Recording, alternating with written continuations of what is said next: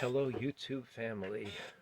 Glenn from Grow USA Organic with a quick video today. I'm always playing with my hair. Um, so, I guess what I'll do first is just tell you that I started too early with my seeds in the backyard that I was going to grow and put into small 4-inch in diameter planters. 4 inches that way, I don't know, five. And boy, we've had some bad weather. It's like maybe 40 degrees out with rain right now. Um, And then we've got 2 days. It's going to snow in Buffalo. We've got 2 days coming up where it's going to be in the 30s overnight. So I think of my 13, 14 trays. I'm pretty much okay with them not surviving, and I'll just start again shortly thereafter. Next year, I know what to do. So it's not a big deal. Um, but what I want to talk about today was something a little bit different because, in as much as I could talk about farm experiences and farm, um, what happened in the fields, what happened at work, whatever. At work in the fields, in the wash station, in the office. I thought it'd be fun to quickly make a video on the van life part of it, which I hadn't spoken about, and it's not on my Instagram, it's not on my Facebook, both of which aren't getting much traction, but I really don't care. Again, I was told, oh, do this, it's so important, social media, it's so important. I mean, I'm okay with it doing it, and I'm okay with not doing it, so I don't get offended if someone doesn't like. I don't feel like a part of me is missing.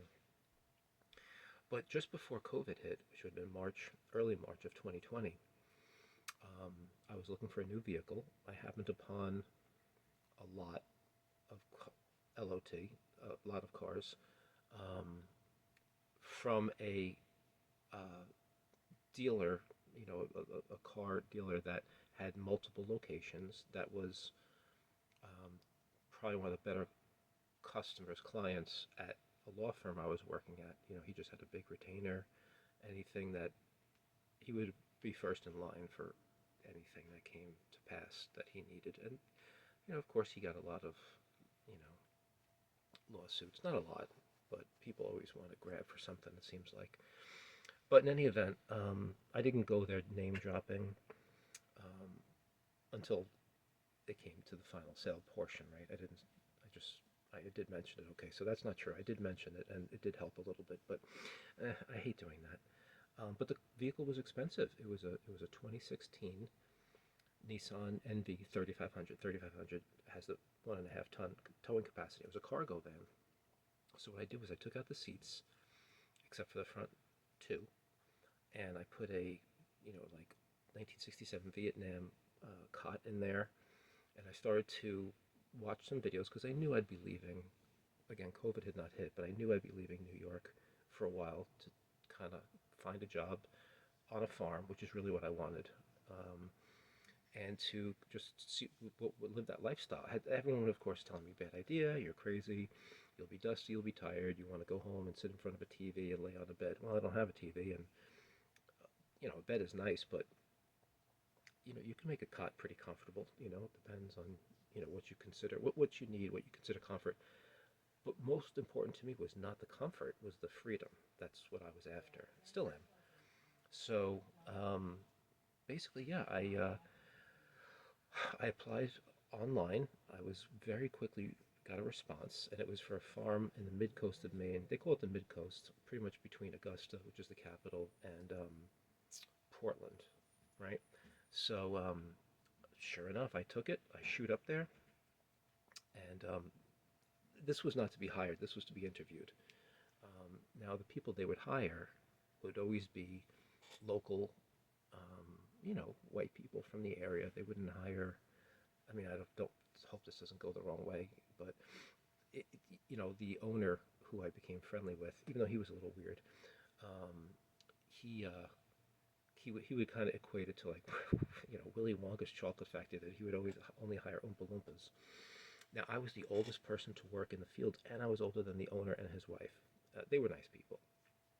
In fact, they had some New York experience, so when I would come back, which was only like really once, I think, in a full year, um, I got him. He liked, for some reason, whitefish salad. He loved whitefish salad, so I got him bagels, and I would buy for everybody that was so I don't just give to one. I've got at Whitefish salad was like 19 bucks a pound, 17 bucks a pound. Get like two half pounders, and I would clean the bagel place out. People that were behind me didn't get any bagels because I would get like 50. I know it doesn't sound like a lot, but on a Saturday we're walking in at 7 a.m. before you have about an 8-hour drive, six to get to the border of Maine, and then 2 more hours to get to the town I was going to. Anyway, so I get up there, and I'm pretty nervous, right? Because I don't know where to park. It's dark out by the time I get there, and the road it was on was just this dirt road to nowhere, and it's bumpy. It was shale. Van's bouncing around. I got two dogs with me, two of my Rhodesian Ridgebacks. Um, but I just wanted to like kind of check out the place a little bit. But there was nothing to see. It was just so dark. So I wound up kind of stealth parking in the surrounding area. Um, and then the next day was the interview, and the boss man takes me to the edge of the farm. They had like what were they? It was like what was that stuff called? First there was asparagus, but there was not rutabaga, some strange rooted vegetable that it goes in some sort of pie, but it's not really a typical thing to eat. Way at the end, and I remember it was freezing cold. The wind was blowing off the Merry Meeting Bay quite hard, um, but I had seen an osprey and an eagle as we were sitting talking, so I'm a little distracted. And he's asking me situational questions. I've never been interviewed the way as much as this guy interviewed me. I don't. I think that there might have been a history of people like having conflict on the farm, but for me, it was such a new experience, and I really wanted to do this. So it wouldn't matter. I wouldn't. There was no way I was going to. I wasn't getting confrontational. I wasn't looking for conflict. I wasn't looking to fit in. I was just looking to do what was expected of me and learn. That's all I cared about, and I did. So living in the van saved me a ton of money. The pay was okay. I did get an increase twice, which was nice.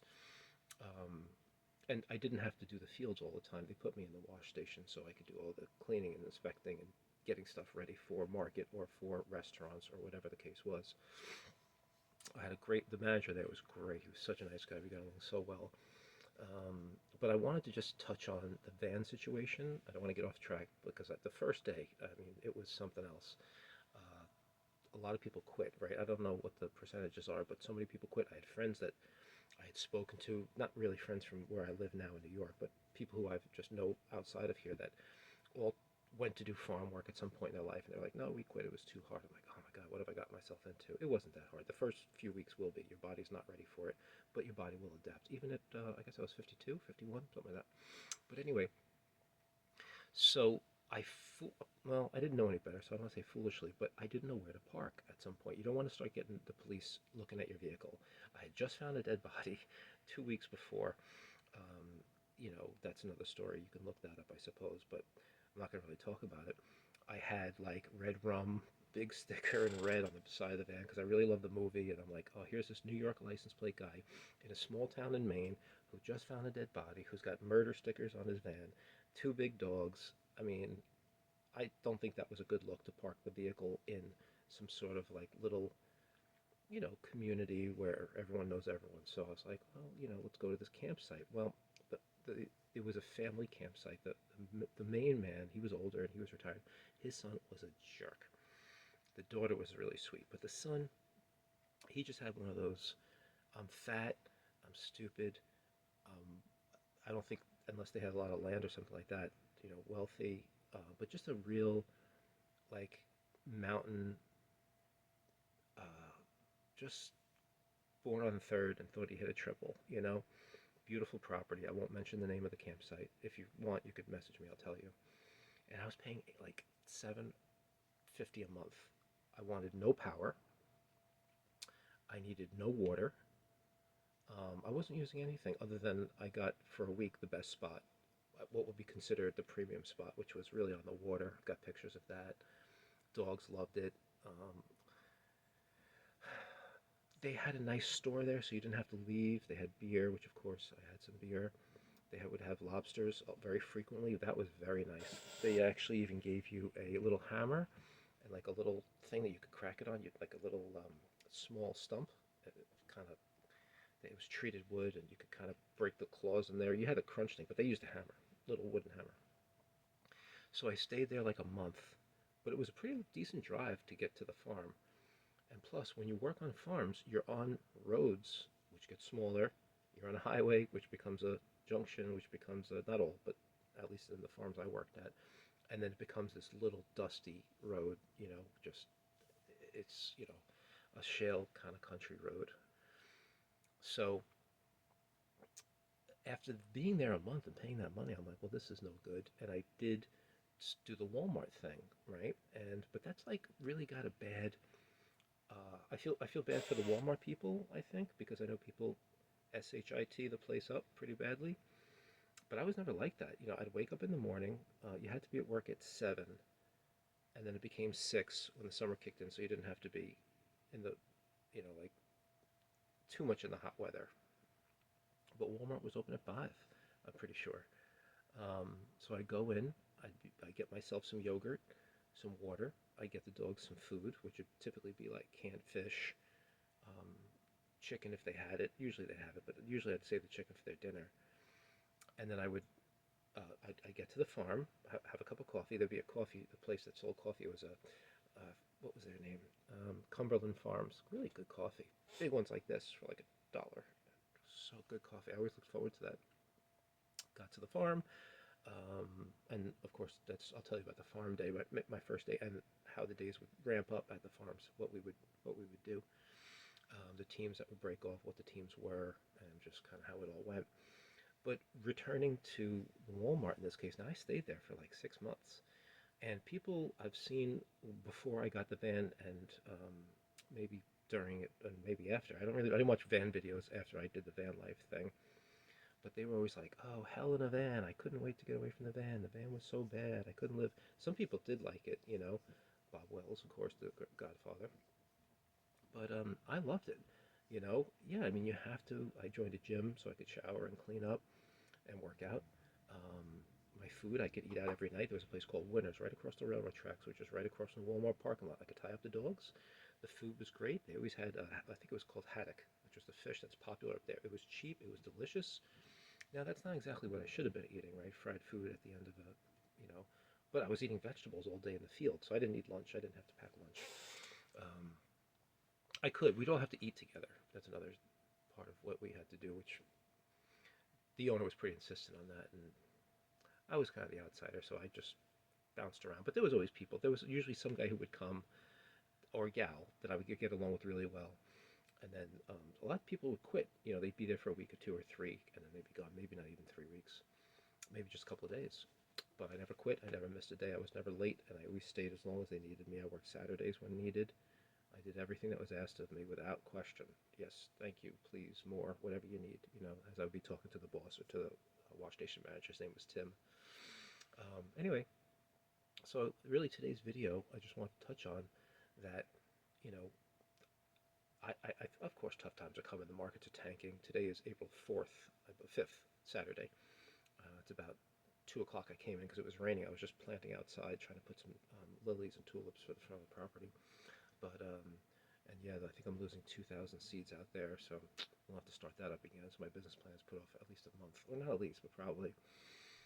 But I just want to talk a little bit about the van life, that like, maybe it's not for everybody. People want comfort, and I get that. But I don't need that. For me, it was the experience of being able to pick up and go wherever I wanted. I didn't even, well, I did have a storage facility. I had a 5x5. That's really kind of important. But the price went up. It was like I started with 65, then it went 75, then it went 85 in like 8 months. Yes, it got cold. Yes, I needed a plug-in 12-volt blanket sometimes. Yes, I had to sleep with a hat on and a jacket and into a big sleeping bag, and the dogs had to be also well wrapped up. When it got too cold, I had to take one of them back, and one came with me, stayed with me, because the one dog was just freezing, shivering every night. I couldn't see it, so I drove back to New York just to drop off the dog, and then come back to work over the weekend. Didn't miss a day. It wasn't that far. I like driving anyway, but the van drove like a van. It didn't drive like a comfortable thing. Um, and that's it. So, you know, I don't know. I just think that when times are going to get tough for people, look at it as an opportunity. Look at it as an opportunity to explore this beautiful country. Look at it as an opportunity to know that you can park somewhere. I'm not suggesting. I don't want to put Walmart out like kind of like on the spot. Like that's the thing. But it did work. But there's videos that would tell you places that you can go um, to park and not get bothered. Always buy something, always keep it really clean. Clean up stuff that you didn't drop. You see a cigarette butt, pick it up. You see wrappers, pick them up, throw them in the garbage. They got cameras everywhere. They see that. They see someone staying in their facility overnight, not bothering anybody, buying in the morning, buying at night, keeping the place immaculate, the one spot. They're not going to bother you. They're not going to bother you. They did actually in Florida. It was one of the green awning ones. I think that's like the one is a superstore, supercenter, which is the blue Walmart with the back blue drop, and the green one's like the neighborhood store. It was in Tampa. I mean, they were on me pretty quick. But you're going to get kicked out of places all the time. Just be courteous, thank them for their, whatever, and just smile and be on your way. But that concludes today's video. And I just,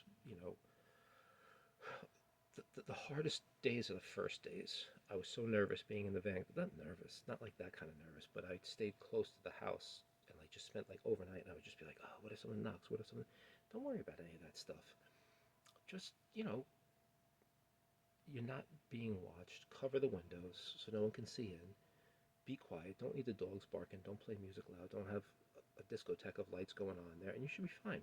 Anyway, I still don't have the GoPro hooked up. My buddy is going to be upset because I can't find the GoPro. I don't know.